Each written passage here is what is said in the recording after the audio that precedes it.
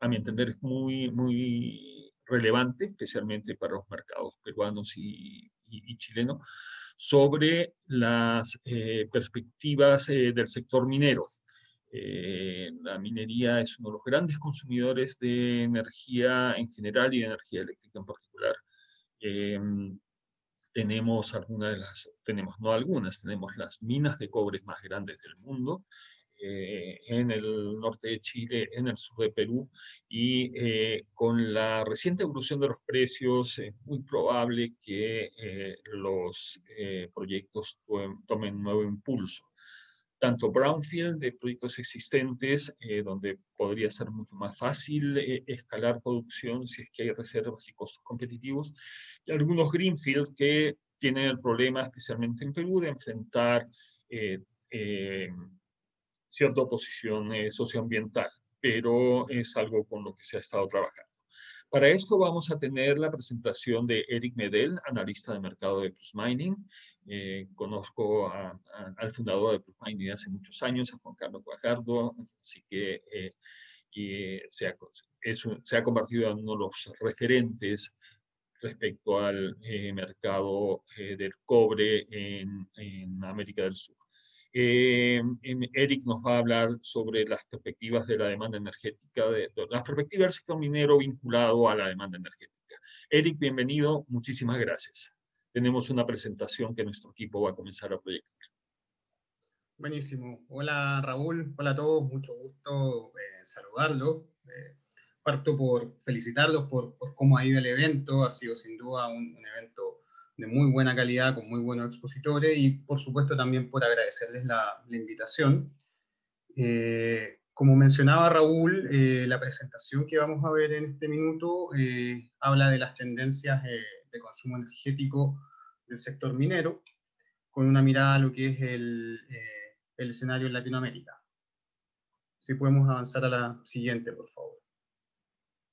Esta presentación se va a desarrollar en 3 capítulos, más unas palabras de cierre.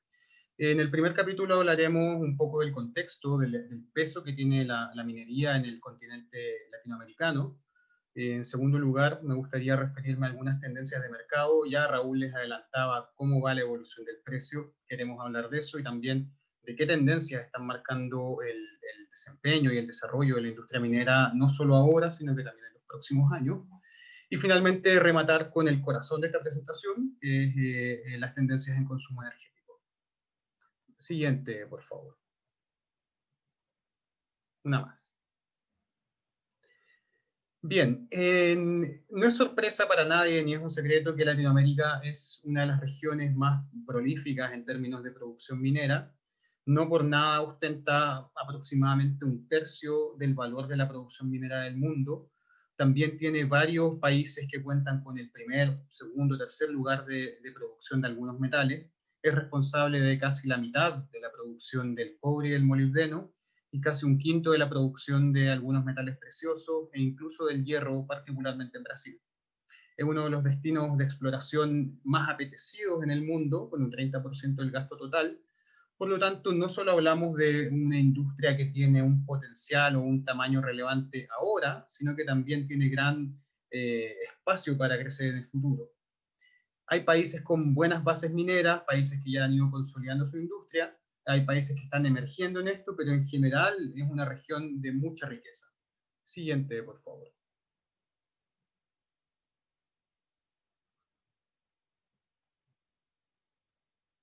Siguiente lámina, perfecto.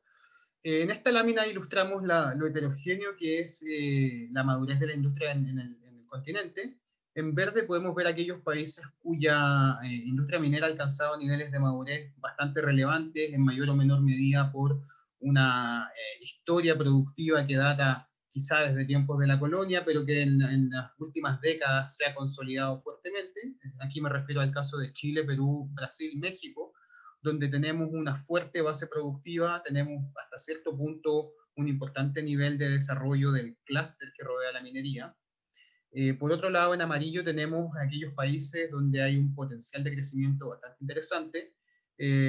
Hablo de Argentina, Ecuador y Colombia. Estos últimos dos, si bien tienen cierto nivel de historia en producción de hidrocarburos, ahora están dando algunos pasos en la explotación de minería metálica a través de nuevas políticas públicas e incentivos al desarrollo de proyectos.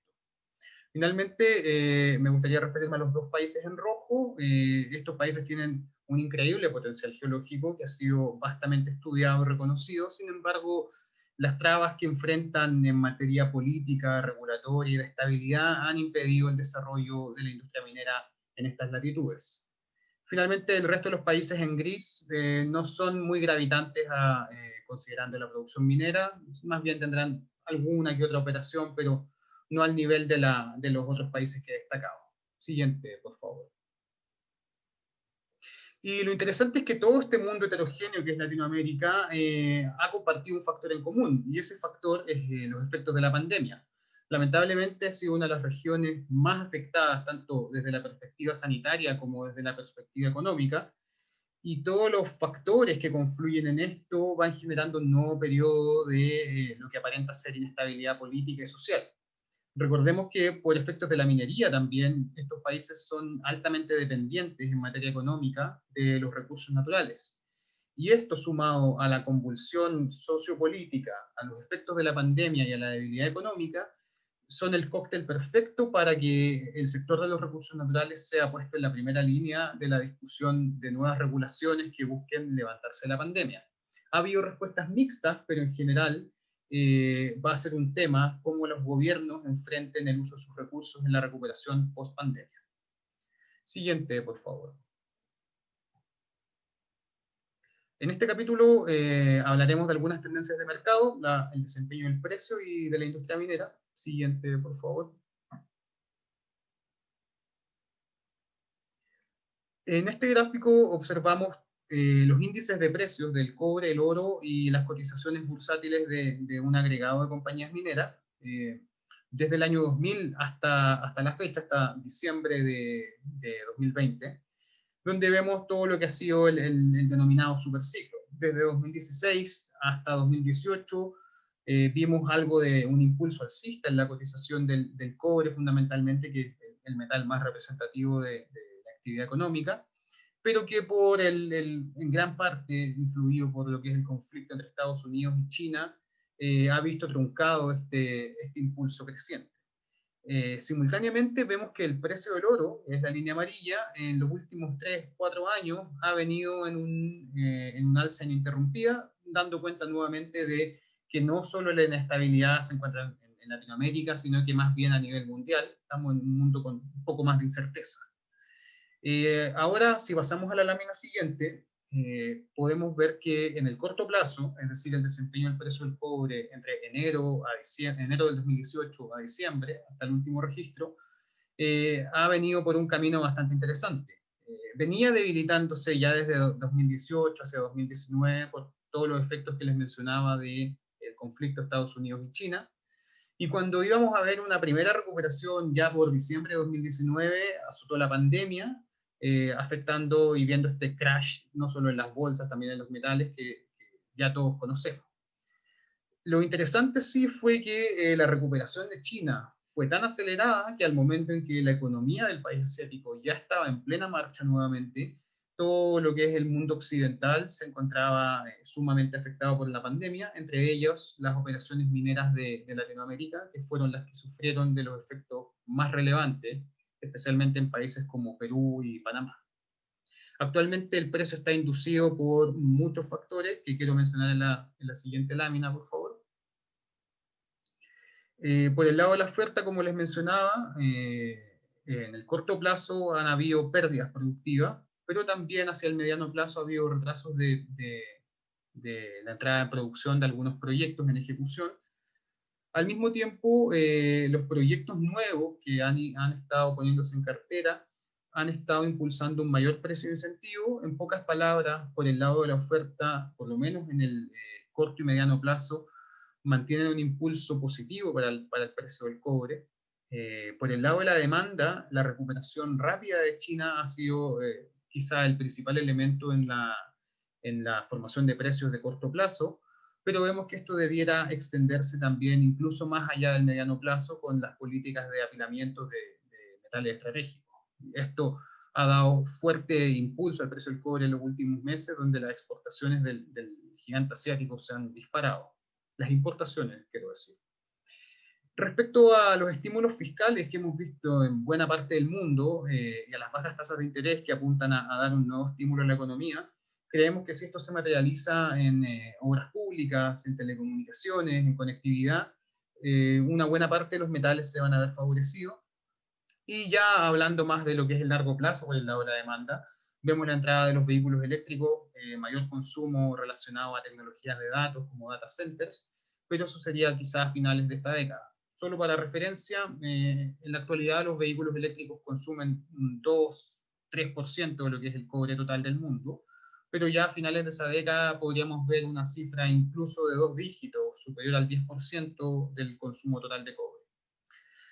A modo contextual, en la parte inferior de esta lámina hay también elementos de economía mundial que están afectando la formación de precios. Como les mencionaba, las bajas tasas de política monetaria en todo el mundo, especialmente en Estados Unidos, han inducido presiones inflacionarias, han inducido debilidad en la cotización del dólar, lo cual favorece, por supuesto, no solo al cobre, sino que a todos los commodities transados en esta moneda.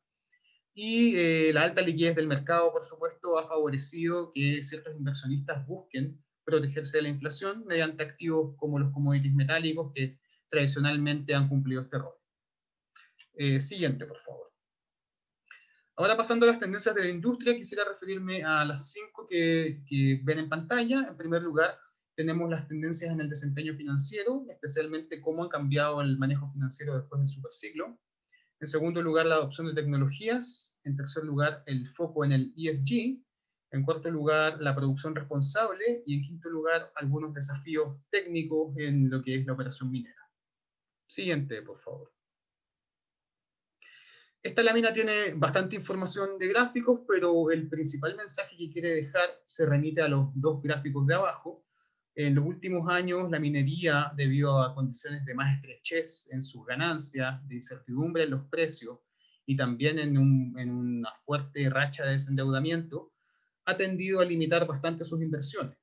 Se habla incluso de que la industria minera ha subinvertido en los últimos 3 a 5 años. Y esto se comprueba con el gráfico que se encuentra abajo a la derecha, donde podemos ver que las inversiones se han hecho apenas por el umbral de expansión, es decir, en la mayor parte de los casos las mineras han preferido ir renovando sus activos, reponiendo sus minas, por sobre el crecimiento en minas nuevas. Siguiente, por favor. Respecto a lo que es la adopción de tecnologías como una tendencia que vemos de bastante impacto en la industria minera, no voy a entrar en el detalle de cada una de estas tecnologías, pero solo mencionar que la industria minera ha sido un adoptador tardío de lo que es la tecnología y la innovación, pero esto se ha ido acelerando en los últimos años con vistas a impulsar tecnologías que ayuden a sobrepasar desafíos fundamentalmente en temas de costos y productividad, en temas de gestión ambiental y de residuos, y también muy importantemente, y yo creo que de gran interés para los auditores de esta presentación, en materia de consumo energético y en general de intensidad de consumo para la producción. Siguiente, por favor. Otro punto bastante relevante que lo han gatillado algunas controversias que ha tenido la industria minera en los últimos meses es el foco en el ESG, en ambiente, social y gobernanza, donde en datos de la consultora ALBA, algunos aspectos relativos a esta temática de mayor impacto sería la gestión energética, sería la gestión de las emisiones y también la calidad del aire. Como bien sabemos, la industria minera tiene un gran impacto en estas tres variables y por lo tanto va a ser nuevamente un foco de gestión muy focalizada respecto al cumplimiento de compromisos y metas con las comunidades y con los stakeholders. Siguiente, por favor. Otra iniciativa que está muy vinculada al punto anterior es la producción responsable, también conocida popularmente como el cobre verde o la producción verde, que no busca más que establecer estándares de trazabilidad y algunas guías de criterios que permitan certificar que la producción minera tiene un origen responsable y alineado con algunos objetivos de sustentabilidad.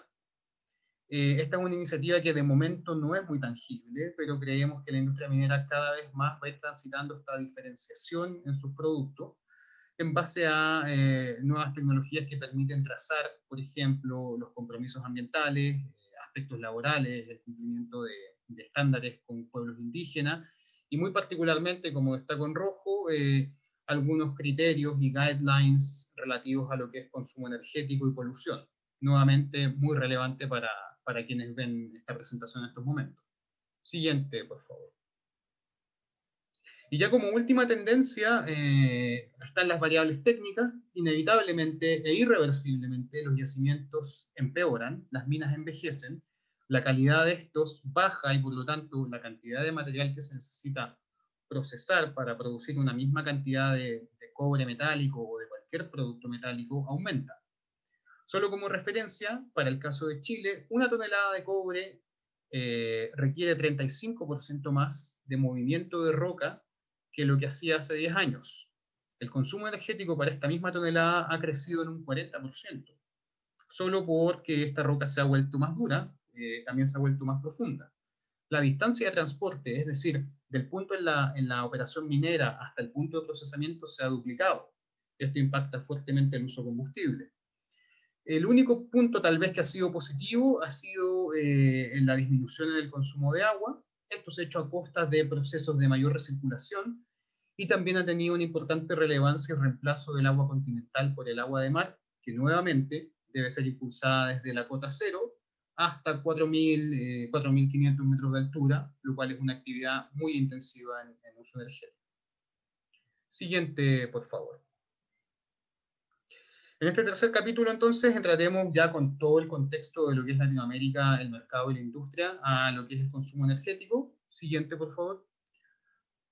Solo para tener un contexto, una más atrás, por favor. Una más atrás. Aquí. Gracias.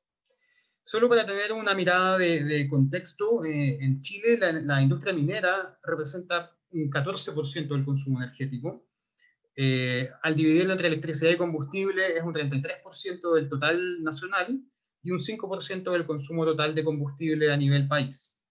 Estamos hablando en torno a los 170.000 terajoule que se consumen en suma entre combustible y electricidad, más o menos en una igual proporción, como pueden ver en el gráfico superior. Lo interesante es que este consumo energético ha venido al alza, mientras que en la línea punteada, como pueden ver, la producción de cobre se ha mantenido relativamente estable. En términos de costos, tanto combustible como energía eléctrica suman un 12 a 14% del total de costos de la industria minera, y los grandes consumos de energía se concentran por el lado de la electricidad en lo que es chancado, molienda y procesamiento de minerales, que son un 75% del uso de energía en una mina, y por el lado de los combustibles, un 80% queda definido por los equipos móviles, los camiones, particularmente en operaciones de superficie. Siguiente lámina, por favor. Y en este contexto son cuatro las principales tendencias que vemos respecto a lo que es consumo energético. Por un lado, hay un incremento de los consumos unitarios, es decir, la roca es cada vez más exigente en cuanto a la intensidad de uso de energía. Por otro lado, está la implementación de mecanismos y tecnologías de eficiencia energética. En tercer lugar, está la adopción de tecnologías de energías limpias. Y en cuarto lugar, algunos desafíos en materia de certificación, trazabilidad y almacenamiento. Si vamos a la siguiente lámina, por favor, podemos ver que todos estos factores de los que les hablaba recientemente, como deterioro técnico de la calidad del yacimiento, impactan en los consumos unitarios.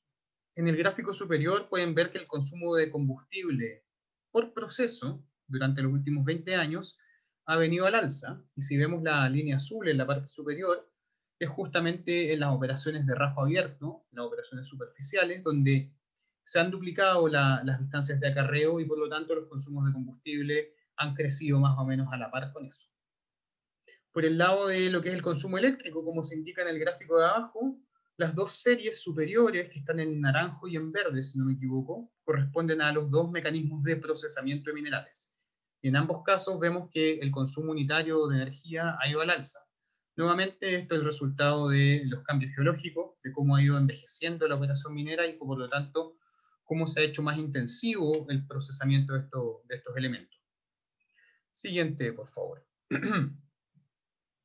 En respuesta a este contexto, entonces, que pone en la mesa una minería cada vez más desafiante, la industria ha buscado compensarlo a través de mecanismos de eficiencia energética en el contexto de la adopción de nuevas tecnologías e de innovación. Aquí destaco en rojo aquellas que tienen relación con el consumo energético. Nuevamente no quiero entrar en detalle en cada una de ellas porque no es el alcance de esta presentación, pero solo como muestra por el lado minero, que se puede observar al lado izquierdo de la pantalla, está el hidrógeno como combustible de camiones y equipos de superficie. En el último tiempo esta idea ha tomado bastante fuerza y no descartaríamos que vaya a ser un tipo de innovación y tecnología que se adopte rápidamente en la industria en reemplazo de los combustibles fósiles. Por el lado de lo que es la recuperación, es decir, en el grupo del lado derecho de la pantalla, tenemos tres cuadros en rojo. Estos son todos relativos a el proceso de concentración de minerales, que es altamente intensivo en consumo energético, y todas estas nuevas tecnologías de eficiencia apuntan a reducir el consumo energético en el que se incurre en la molienda de minerales, que es probablemente por lejos uno de los principales drivers de costo en una operación minera. Y todos ellos, como bien digo, buscan justamente aminorar este consumo. Sigamos, por favor. Respecto a la tercera tendencia, está la adopción de las energías limpias en la industria minera.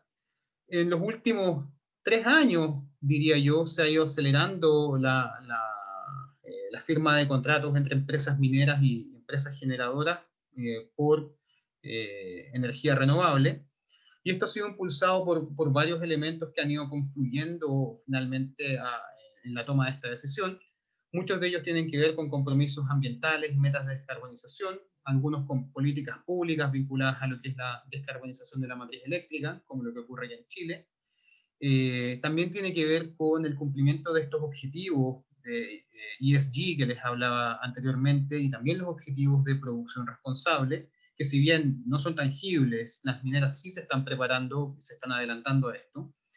Y además de esto, también hay un incentivo económico bastante interesante en el caso de Chile. Los costos de la energía han venido a la baja en los últimos años, y eso ha favorecido que se renueven algunos contratos. Y sin duda, como último driver, no puedo dejar de mencionar las sinergias y el potencial de las energías renovables que comparte con la industria minera. Gran parte de ellas están en las mismas regiones, son dos industrias intensivas en capital, pueden integrarse entre sí de manera no muy compleja, por lo tanto hay muchas oportunidades para el desarrollo conjunto. La industria minera ha adoptado estas energías renovables fundamentalmente a través de los PPA, pero también ha habido en mucha menor medida joint ventures y de plano mineras que han generado sus propias plantas solares e incluso plantas de capacidad termosolar en algunas minas. Nosotros proyectamos en el gráfico que se ve a la derecha que un 50% del consumo eléctrico va a venir de energías renovables para 2023, esto en el sector minero. Están a propósito sin etiqueta los colores del gráfico, pero el objetivo aquí es mostrar que son muchos los actores. En efecto, son 15 grandes operaciones mineras en Chile, que corresponden a aproximadamente un 70% de la producción, las que estarían tomando o ya tendrían en uso energías renovables. Estas en suma corresponden a más de un 50% de la demanda del sector, por lo tanto el panorama es bastante auspicioso respecto a lo que es el consumo de renovables en la industria. Si vamos a la siguiente lámina, sin embargo, tenemos algunas tendencias que desde la perspectiva de las mineras, y esto es algo que hemos conversado con las compañías, es muy relevante a la hora de implementar este tipo de energías en su matriz. Por un lado está el almacenamiento y la confiabilidad. Recordemos que la operación minera es una operación prácticamente continua, no tiene detenciones, y por lo tanto el hecho de estar sustentada en energías renovables, que en ocasiones pueden ser susceptibles de tener tiempos de bajas o de alta, requieren de que exista algún tipo de energía de backup. Y la pregunta que tiene el sector minero es, bueno, ¿cuál es esa energía de backup? Y es consistente con los requerimientos de potencia y energía que tengo actualmente. Y por lo tanto, eso impone un desafío de, bueno, cómo nos aseguramos de que esta energía se mantenga a lo largo del tiempo y cómo lo integramos a la vez, por ejemplo, con sistemas de almacenamiento o sistemas de respaldo que también sean renovables. Al mismo tiempo, un segundo desafío, y nuevamente en este contexto de la producción responsable y la sustentabilidad, está la trazabilidad y la capacidad de certificar que una empresa minera ocupa 100% de energía sustentable. De momento, la industria minera tiene como gran interrogante si es posible trazar prácticamente cada megawatt hora respecto a su origen. Porque con ese elemento serían capaces justamente de certificar que toda su matriz, o que gran parte de su matriz es energía renovable. Esto es un punto clave, aparentemente todavía no habría respuesta, sin embargo va a ser uno de los principales drivers entre la relación minería y energía. Siguiente lámina, por favor. Bueno, pasamos a los comentarios finales, en la siguiente, por favor. Si bien el mercado en el corto plazo ha dado signos de bastante fuerza, gracias a la rápida recuperación de China y a lo positivo que son los fundamentos de oferta y demanda, tanto en el corto como en el mediano plazo, creemos que siguen algunos elementos de volatilidad muy presentes. No nos olvidemos que todavía las vacunas están en desarrollo, puede haber segundas olas, y el continente americano tiene una resiliencia muy diferente a lo que es China, a lo que es Asia desarrollada y a lo que es Europa. En este sentido, las decisiones de inversión y lo que es el desarrollo de la industria minera están sujetas no solo a la cautela inducida por la pandemia, sino que también a la cautela que ha comenzado a aparecer respecto a toda la inestabilidad política y social que hay en el continente, lo cual podría haber ciertamente truncado el desarrollo de la industria minera en el corto y mediano plazo, en tanto estos problemas no se resuelvan. Hay riesgos regulatorios, ante lo cual se ha respondido con esta paralización e incluso con un poco más de precaución en las decisiones de inversión. En materia de lo que es energía, sin embargo, independiente del camino que tome la minería en Latinoamérica, es claro que la industria minera y la energética van a seguir yendo de la mano frente a desafíos técnicos y de sustentabilidad cada vez más estrictos.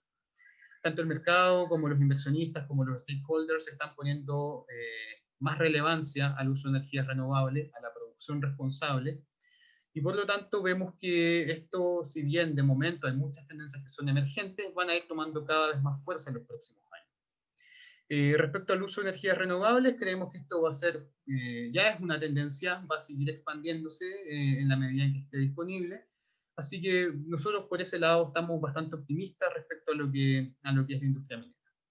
Esa ha sido la presentación. Nuevamente les agradezco mucho por su invitación al público y quedo atento a sus consultas. Muchísimas gracias. Muchas gracias, Eric. Muy interesante la presentación. Vemos cómo la industria minera ha evolucionado, no solamente de requerir energía eléctrica confiable y a un costo razonable, sino que además ahora tiene que ser una energía sustentable, cosa que es fácil de decir, pero no tan fácil de cumplir. O sea, esto crea grandes desafíos al sistema eléctrico. Es cierto que la minería, al igual que en otros sectores con grandes clientes o grandes consumos, ha habido una tendencia muy fuerte, especialmente en Chile, a firmar contratos de abastecimiento de energías limpias, pero llega un momento en que debemos pensar si es que en realidad estamos en condiciones de generar suficiente potencia limpia para los compromisos que se han firmado. En fin, es un desafío interesante. Muchísimas gracias. El sector minero, como decíamos al principio, posiblemente tome un nuevo impulso con las condiciones actuales de precios.